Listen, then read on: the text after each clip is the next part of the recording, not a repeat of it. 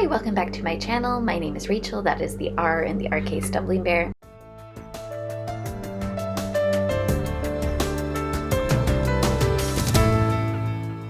And I am sorry if you're hearing the lawnmower outside. I live in an apartment complex. I don't get to choose when they mow the lawn. And it's a early, Saturday morning where the hot weather has not quite kicked in. It makes sense that they're doing it now. It's just not the best time for me. Other than that, let's get into it. So for my book wrap-up, I did not finish anything this past week. I made progress. We'll go there. So yes, talking about the elephant in the room, I made progress on The Unbroken. We're in that messy middle, and I'm just sitting here going, no, I don't want to pick it up and read how everything is getting fucked up. Part of my language, because I like these characters. I want to see them succeed, and at the moment they are making dumb decisions and hurting one another, and I don't like it. But I did make progress.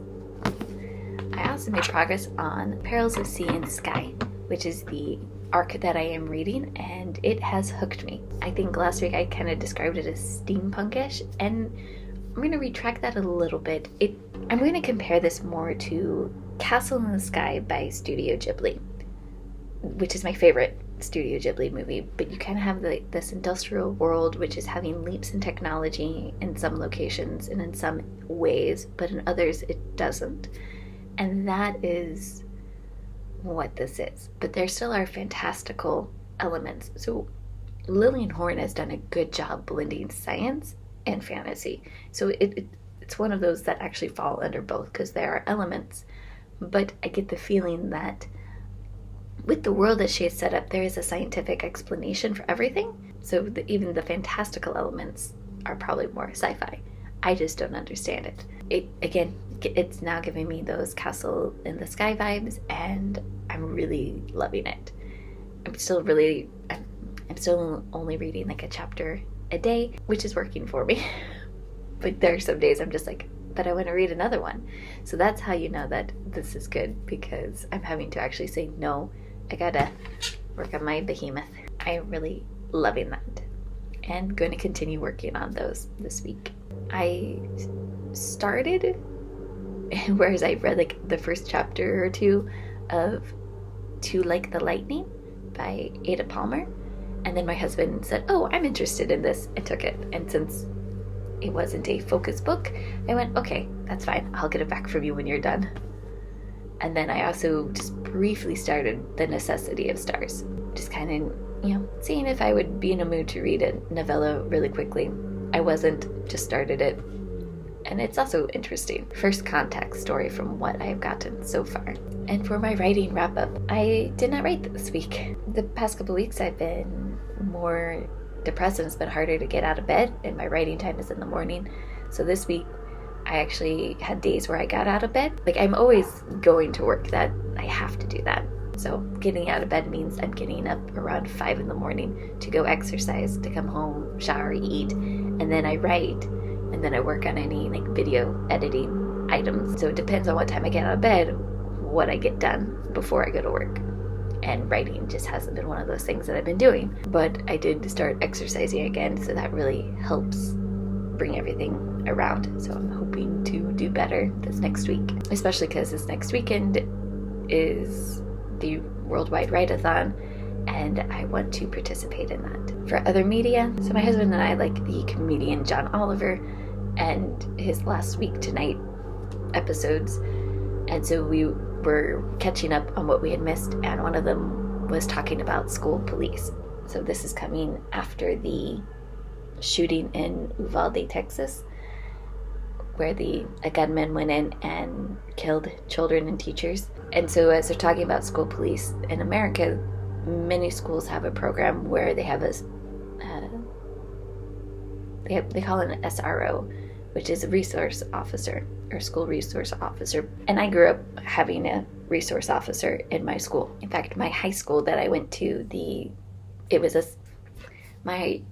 small town surrounded by like a bigger city, but in that small town, the police station was on was a block away from the high school. So I remember the people fighting, and then it was immediately broke up because the police came in and pulled them apart. And I never thought anything else of it. I was just like, why are you fighting? I realized that I am privileged and I am white. And so for me, a police officer in the school was never scary. I was able to ignore them because I'm like, okay, whatever. And the interactions when I had them were nice.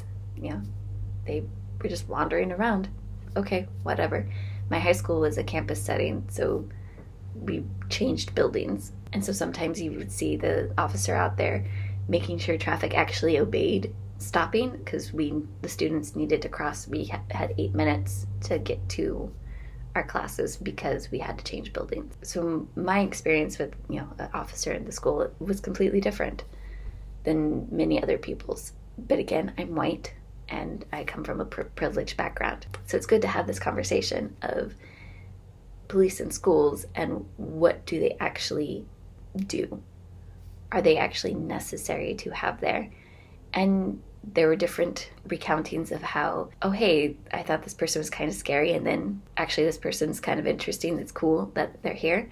And then many others where, no, the students felt threatened. They felt like they were in a prison because there was a police officer present. It shows that we come from different cultures, and what one person considers safety and peace, somebody else doesn't. And the issue is not, do we have people trained to use guns in school, but who are we allowing to have the guns? I'm going to get off my soapbox. That was just something that was on my mind from what I'd watched.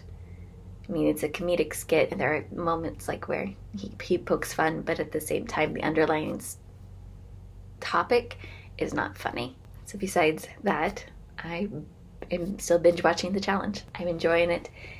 Some personalities that I have watched over the years, I'm like, oh, okay, this person's cool. They have now come out as a extreme personality. And I'm like, who are you?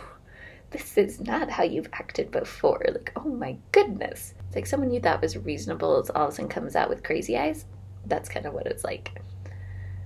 I think my favorite elimination so far was between two competitors, one who goes by Ninja Natalie, and the other's named Laurel. And they had to put spokes in holes and climb this tree to ring a bell.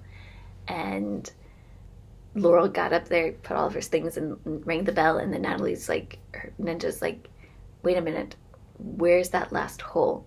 And Laurel's like, it's the one up top. She goes, and Ninja's like, there's no hole there. So she comes down and is looking and looks over at Laurel's tree and finds the hole that Laurel missed, because the one at top was not actually a hole. And then she goes back and looks at her tree, puts hers in, and then climbs up and hits the bell. And they had to go to the cameras to find out what's going on. And yeah, because Laurel missed the hole, the proper hole, she got sent home. And she was pissed. She's like, no, I used all of them. What? They're like, but you didn't put it in the actual hole. Sorry, you. And it was just interesting because Laurel's like, yeah, I'm victorious. And then just going, wait a second, something doesn't make sense. There's something that we missed here. And it was, in the past, I really enjoyed Laurel as a competitor, but this season she was off her rocker. So I was actually happy that she left. And I do hope to see her in other seasons, and I hope that she is not like this. This is as much reality TV as I get into. This and the Great British Baking Show. Otherwise, I don't care about any of the other ones. I just like watching the competition. And then that has been my week 23. The year is flowing by.